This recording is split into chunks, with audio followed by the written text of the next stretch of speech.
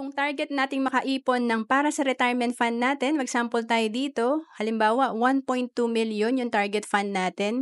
Kailangan natin mag-ipon ng 60,000 per year sa loob ng 20 years kung nilalagay lang natin to sa unan or savings account. Pero pag natuto tayong mag-invest, mas mabilis nating may-hit yung target fund natin.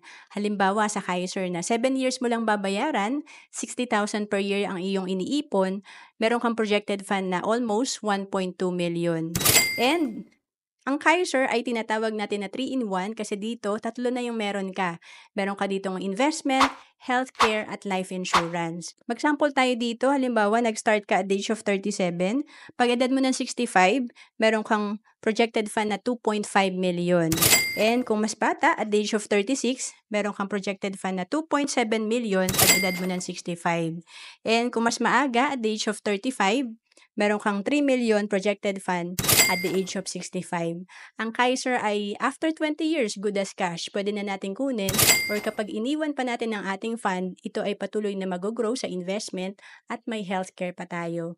To know more about Kaiser, message mo lang ako sa FB, Ro Ancelis Capistrano.